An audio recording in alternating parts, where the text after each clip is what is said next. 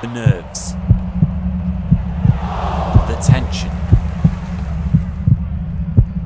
another near miss. The emotion boils over. Another opportunity goes begging.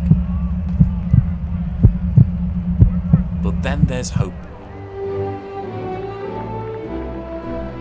What if the 3 lions roar?